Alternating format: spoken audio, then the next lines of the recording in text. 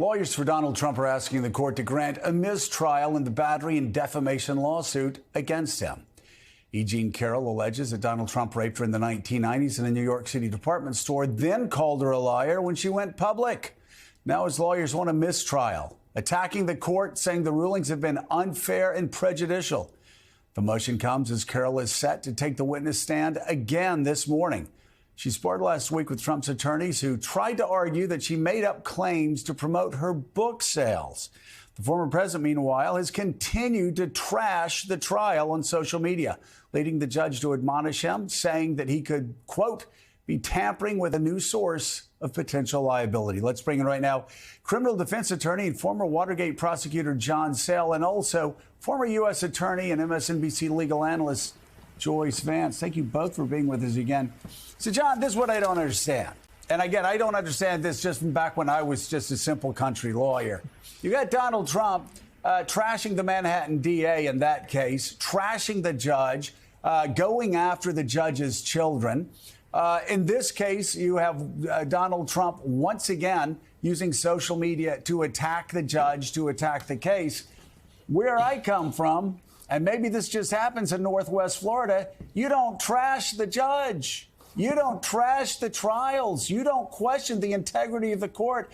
You'll get sanctioned by the court. And this is what I keep waiting for, John.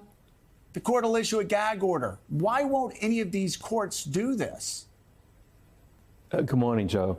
Well, I'm also from Florida, and I always, when someone says I'm just a good old country lawyer, I know that they can run circles around people with the fancy Ivy League degrees that I have. So I take you quite seriously in your comments. I think the reason, though, you raise a very good question. The reason is that how can you enforce a contempt order? You issue a gag order, and former President Trump is just going to thumb his nose at it. And I think that'll just energize him. So what does a judge do? I mean, you issue a gag order, and how do you enforce it? If it was against anyone else, you, me, or anybody, it would ultimately be through a contempt. Well, what are you going to do? Are you going to put Donald Trump in Rikers Island together with his Secret Service agents? Are you going to fine him? If you fine him, it'll make him more of a martyr. The PAC he has will pay the fine, and he'll raise more money as a result of that. So I think the real question is, what do you do about it, and how do you stop him? And, you know, when I was listening to you earlier, Joe, you were talking about the path he's going down. He's going to lose in 2024. I'm concerned not about 2024. I'm concerned about his social posts, death and destruction, suspend the Constitution. We have to do something. We have to speak up against that, not in 2024, now. Otherwise, we're going to have riots in the streets. We're going to have things like we just saw in New Hampshire. And we all, Democrat, Republican, progressive, conservative, we all have to denounce the violence. We have to denounce the calls for attacking the victim. And I don't understand why that's not happening. And I think we don't have to, you have one voice, and we have to say, that's not tolerable. And that's, otherwise, we're all falling down on our duties as people, as citizens, and as people who believe in the Constitution. And if I was asked to join the Trump team and a lawyer, and I turned that down.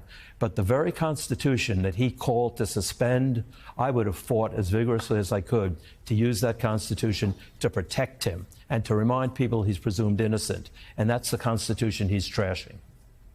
So, and John, I certainly understand some of the challenges. I agree with you completely on that, and thank you for saying it.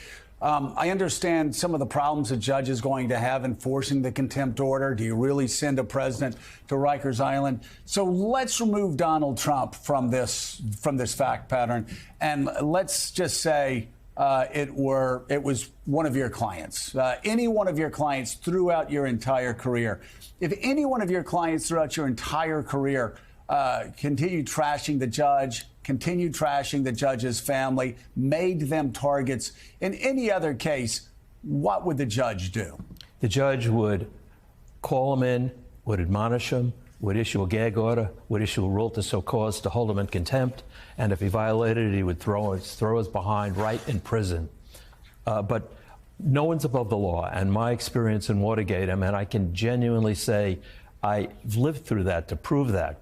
But presidents, former presidents, are different. I mean, I was visiting New York. I practiced in Miami, but I was visiting New York, have a lot of work here, when former President Trump was arraigned in the Manhattan DA's court. All you had to do was look around and see how the city was tied up, how his motorcade brought him to court, how he didn't have to be put in handcuffs. Well, I've had a number of prominent clients who, when they were either arrested or surrendered, they had to be put in handcuffs. So he's already being treated very specially. So former presidents are treated differently. So the answer to your question, Joe, is my clients would have been put in jail. But I don't see that that can happen to the former president. And I've spoken to some friends who are federal judges, and I've said to them, confidential conversations, I said, hypothetically, what would you do? How could you enforce that? And they've all said, frankly, I just don't know. So Joyce Vance, E. Jean Carroll is going to be expected to be back on the stand today, cross-examined by Trump's lawyers. Give us your assessment so far as to what you have seen from this trial, which up until very recently was really flying under the radar compared to some of the other investigations into Trump. And we should note, of course, this is a civil case. What is your assessment so far of E. Jean Carroll's credibility, and what will you be looking for today? So it's important to start by noting that we're not getting to watch this trial. It's happening in federal court. There are no cameras in federal courts, and there's perhaps no better argument for allowing the federal judiciary to place them there than the fact that we're not getting to see an important part of our legal system in action.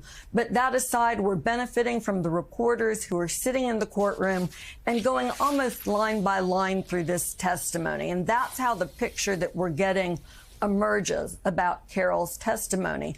You know, something that will happen later this week is that the jury will hear from two outcry witnesses.